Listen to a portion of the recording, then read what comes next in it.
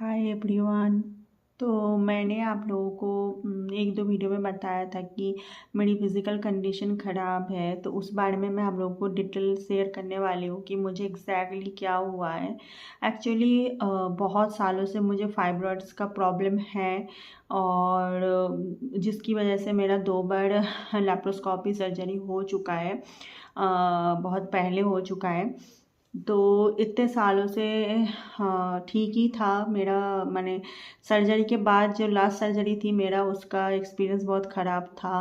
वो कुछ डॉक्टर बहुत सारी मेडिसिन एंड ऑल दिए थे, या ऑपरेशन में कुछ प्रॉब्लम हुआ था पता नहीं।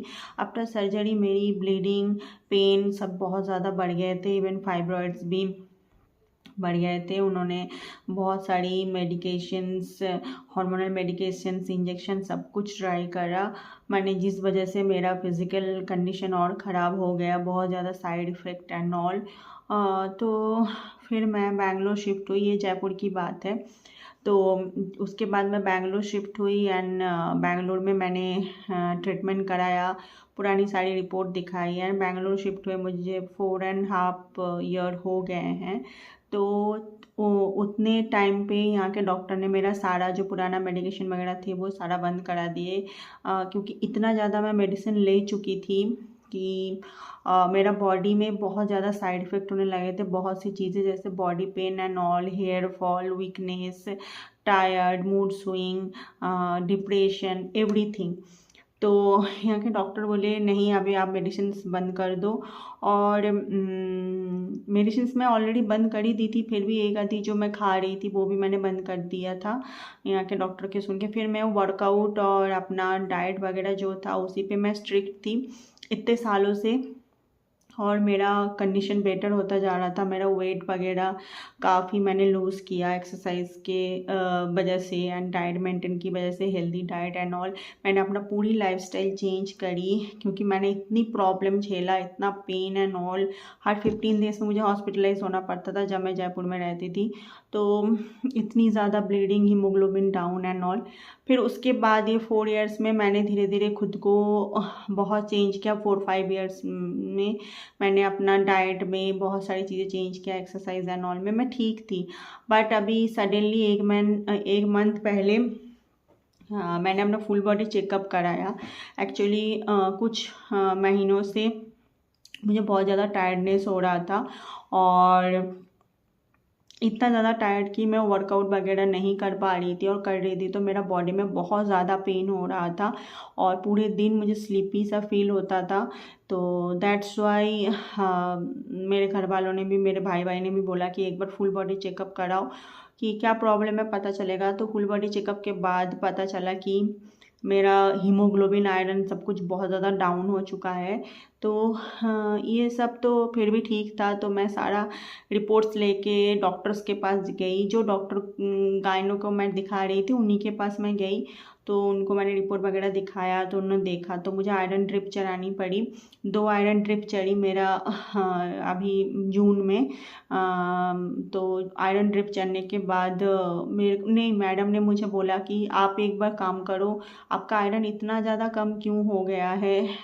एक बच्चे का भी इससे ज़्यादा होता था। मेरा 11 आयरन था और 6 हीमोग्लोबिन था अभी लास्ट मंथ।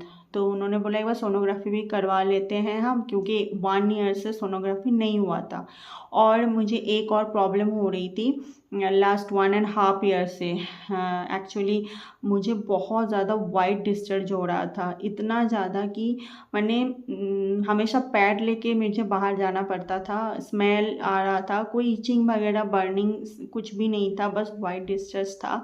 और वाटरी वाइट डिस्चार्ज, बिल्कुल पानी जैसा।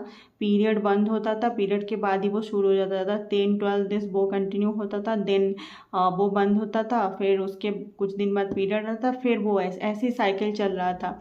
तो मैं जिस डॉक्टर को दिखाती आती आई हूँ बैंगलोर में, वो उन्हीं को दिखा रहे थे। उन्होंने चेकअप करने के बाद भी उन्होंने अलग अलग कुछ मेडिसिन भी दिया, बट उससे कोई भी फ़र्क नहीं पड़ रहा था, डिस्चार्ज कोई भी कम नहीं हो रहा था। मैंने होम्योपैथी ट्रीटमेंट भी किया 1 ईयर से कि कुछ असर पड़े, बट उससे भी कुछ नहीं हुआ।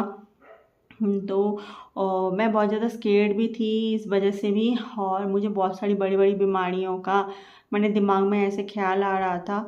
तो मैडम ने बोला चलो एक बार अल्ट्रासोनोग्राफी कर लेते हैं, देखते हैं फाइब्रॉइड का क्या कंडीशन है। तो वहाँ अल्ट्रासोनोग्राफी करवाया और मुझे पता चला कि मेरी एक फाइब्रॉइड जो है उन्होंने मैंने कोई जगह चेंज किया है जो थोड़ा साइज़ में भी बढ़ गया है। 2 बड़े फाइब्रॉइड है, बहुत सारे मल्टीपल फाइब्रॉइड्स वो बहुत पहले से ही है, बट एक फाइब्रॉइड का साइज़ चेंज हुआ है और उसका साइज़ भी थोड़ा बड़ा हुआ है। तो डॉक्टर डाउट कर रहे हैं मे बी उसकी वजह से मेरा वाइट डिस्चार्ज हो रहा है, क्योंकि बाकी इवन डॉक्टर ने पैप टेस्ट भी करवाए, क्योंकि उनको भी थोड़ा डाउट हो रहा था कि मे बी कैंसर वगैरह का कुछ जाम्स हो सकता है, या देख लेते हैं हम एक बार चेक करके। तो मेरा पैप टेस्ट वगैरह भी हुआ, तो उसका रिपोर्ट भी अच्छा आया है, उसमें कुछ भी नहीं है, ऐसा कुछ भी नहीं है। तो डॉक्टर फिर श्योर हो गए कि ये वो फाइब्रॉइड की वजह से ही हो रहा है, जो भी चीज़ अभी मेरे हो रहे हैं। तो डॉक्टर ने मुझे 2-3 ऑप्शन दिए, क्योंकि अभी मेरी ऐसी कंडीशन है, ये डिस्चार्ज अगर नहीं बंद होता है तो इन फ्यूचर ये और इन्फेक्शन करेगा ये फाइब्रॉइड, और बड़ा कुछ प्रॉब्लम हो सकता है। तो पहला ऑप्शन उन्होंने दिया कि हाँ फिर से मैं मेडिकेशन स्टार्ट करूं, जो कि हार्मोनल मेडिसिन होगा, जो मैं पहले भी ले चुकी हूँ और उसकी बहुत सारी साइड इफ़ेक्ट मैं आज तक झेल रही हूँ। तो वो भी मैं 2-3-4 महीने, मैक्स टू मैक्स 6 महीने तक मैं ले सकती हूँ। बस उसमें फाइब्रॉइड की साइज़ थोड़ा छोटा हो जाएगा, मे बी ये साइड इफ़ेक्ट भी कम हो जाए या बंद हो जाए। तो बट जब भी मैं मेडिकेशन बंद करूँगी फिर से वो फाइब्रॉइड बढ़ने लगेगा। तो ये एक था रास्ता अभी इमीडिएट कंडीशन के लिए, जो मेरा अभी कंडीशन है। दूसरा ऑप्शन था, मैं एम्बोलाइज कुछ ऐसा ही बोलते हैं शायद, या मैं भूल गई हूँ क्या बोलते हैं, वो करवा लूँ। उससे क्या होगा, उससे फाइब्रॉइड को ब्लड सप्लाई बंद हो जाएगा। तो उससे कुछ फाइब्रॉइड सूख के और वो मेरे मतलब अपने आप जो जगह चेंज करके यूट्रस में प्रॉब्लम क्रिएट करे वो अपने आप निकल जाए, या कैसे भी करके। बट इम्यूलाइजेशन में बहुत सारी प्रॉब्लम है, उसमें आपका पीरियड फाइनली बंद हो सकता है, मतलब कोई गारंटी नहीं है कि पीरियड कंटिन्यू होए। किसी किसी का होता है, किसी किसी का फाइनली बंद हो जाता है, मेनोपॉज आ जाता है, तो इसमें भी थोड़ा रिस्क है। तो तीसरा ऑप्शन था कि यूट्रस पूरा निकाल दो, कि प्रॉब्लम ही ख़त्म हो जाए, जो तो पॉसिबल ही नहीं है अभी। मैं क्योंकि अभी इतना एज भी नहीं है, और यूट्रस निकालना कोई छोटी सर्जरी तो है नहीं।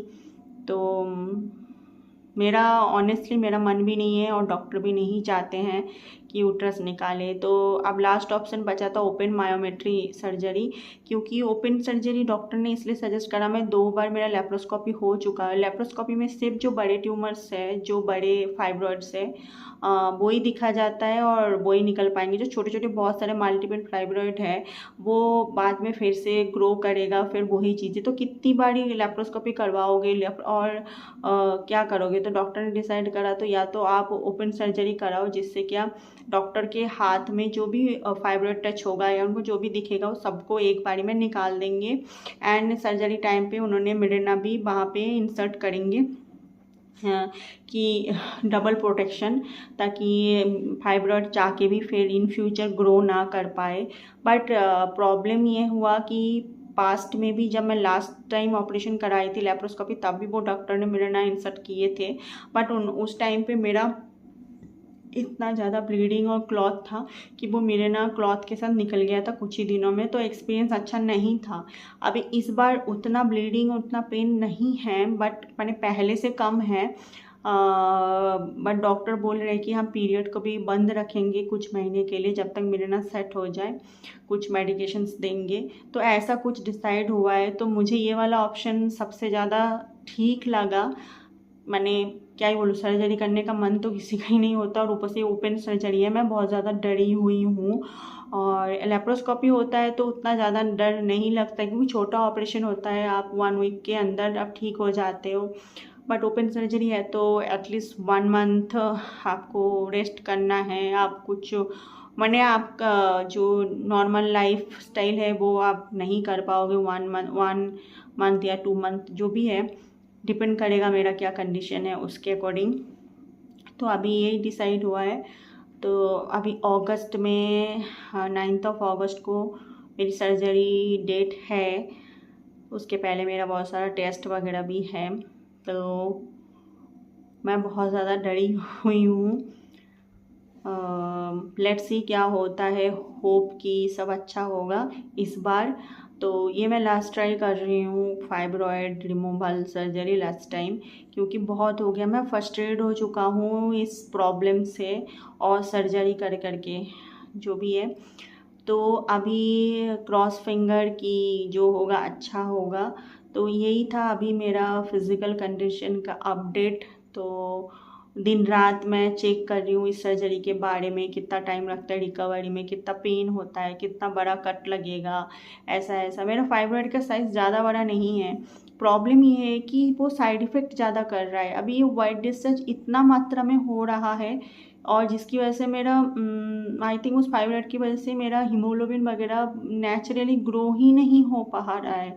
आई मीन अभी लास्ट जो पीरियड मेरा आया था उसमें अभी क्लॉथ भी आने लगे हैं थोड़े थोड़े से। पहले क्लॉथ बिल्कुल आना बंद हो गया था, अब थोड़े थोड़े से आने लगे हैं। तो डॉक्टर इस वजह से भी थोड़े से डर रहे हैं। एक तो मेरी हीमोग्लोबिन इतनी डाउन है, ऊपर से अभी अभी इस महीने भी मेरा 1 मंथ होने के बाद मैंने फिर से हीमोग्लोबिन, डॉक्टर ने बोला था चेकअप कर मैंने टेस्ट करने को, और टेस्ट के बाद मेरा 10 ही हुआ है हीमोग्लोबिन।